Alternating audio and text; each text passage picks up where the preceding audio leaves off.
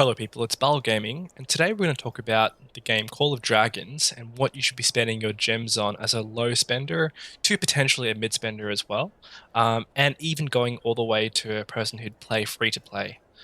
So in terms of gems, gems is the premium currency in the game. It's very hard to obtain gems, and the fastest way people usually acquire gems is by purchasing bundles with real money. You can see, for example, these bundles at the lowest tier have this much gems, and you can go all the way up to very, very expensive bundles. Daily deals with heroes also give gems as well. Monthly packs give a certain amount of gems per day, etc., etc. And then the very expensive option to buy gems directly. However, as a low spender, you won't have access to many gems.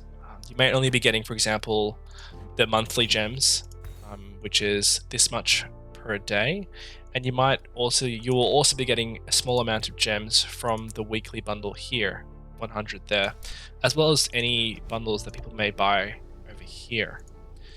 With the limited amount of gems that you have, you must be very, very careful to spend them on the right things, as not doing so and spending them unwisely will lead your account to not progress as efficiently as it would otherwise. So with that in mind, the most important thing you do right now is stop spending gems. People are spending gems on way too many things which aren't effective for their account. So in order of priority, when you first start the game, there's something called an additional secondary builder's queue. So you can see if I upgrade a building, which I can do now, I have a queue here, but in Call of Dragons, you can have up to 2 queues running at any simultaneous time. As you can see, I'm upgrading a foundry and upgrading another foundry over here, both simultaneously. To upgrade this and get a second builder's queue, it will cost you 5,000 gems.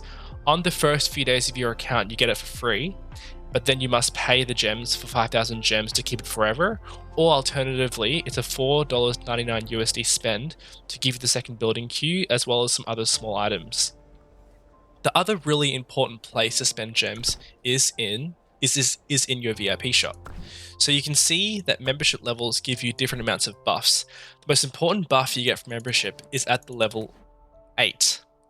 Now at level 8, you get something called a second research queue.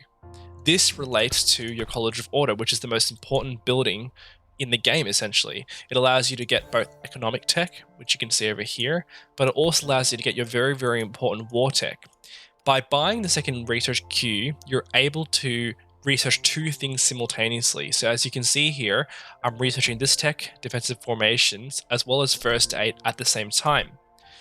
So you're able to get the second research queue when you reach the level of membership level 8, which is right here, and that will cost you a total of 35,000 points.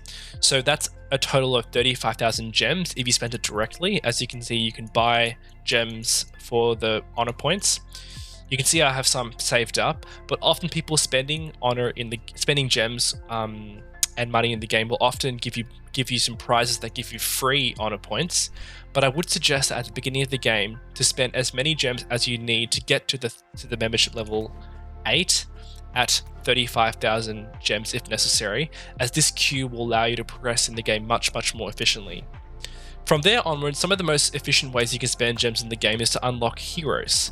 So you can see here, every 2 weeks we have an event called Lucky Spin, which I've covered in a previous video. It will cost you just under 10k gems to unlock a hero, which is actually very, very cheap, all things considered. You can check my previous video to see how you can do that very, very efficiently. So I will say this is a very efficient place to spend your gems, but I would not spend more than necessary to unlock the hero unless you are spending more in the game or you're planning to use that hero a lot.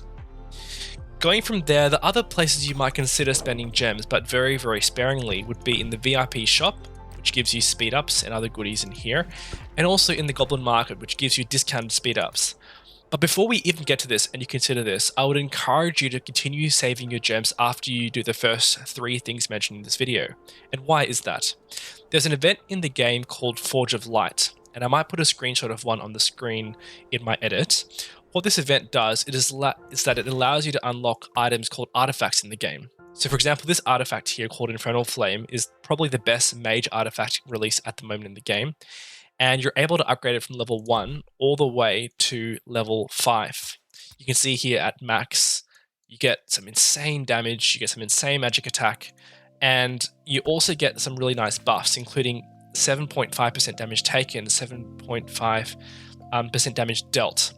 These buffs are really, really critical for your trading and your war in the open field, and the only way to upgrade and unlock these items is through the event called Forge of Light. The problem is these events are very, very expensive. To pull, say, 100 pulls of the event costs you 60,000 gems, as 10 pulls costs you 6,000 gems. So you need a lot of gems to even have a chance of unlocking, let alone maxing one of these artifacts. So I would suggest you to keep saving gems and keep stocking up on these keys, which you can see here, which is the key used to unlock this event. As you can see, I have 87 saved up from spending a little bit, and also from the tavern, which you can see when you scrap artifacts, you get a certain coin currency where you can purchase 5 keys per week, and I would try and do that per week if possible. So by saving a lot of gems, by saving keys, you have a good chance of unlocking and getting artifacts pretty close to maxed when they come out. And I would suggest that's a really important place to spend your gems, and I would suggest focusing on one key artifact and maxing that first if possible as a loaded mid spender before you starting on another artifact. In terms of the Goblin market and the VIP store, if you're a mid spender and you are buying some bundles per week, or say you buy dailies every single day, there's a case to be made that buying a certain amount of speed ups, for example, maxing out, say, all the 8-hour speeds per week, which run you 4,800 gems, and maybe the 60-minute speed ups, and later in the game you'll also be able to unlock these speed ups, might be a good way or place to spend your gems in order to advance your research more efficiently. You can also spend on the Goblin market on speed ups which have been discounted, but I only suggest doing that if your percentages are above 60 to 70% discounts. So to summarize, the most important things you can spend on at the beginning of the game with gems is your Builder's Queue, your VIP level 8, which gives you second research queue.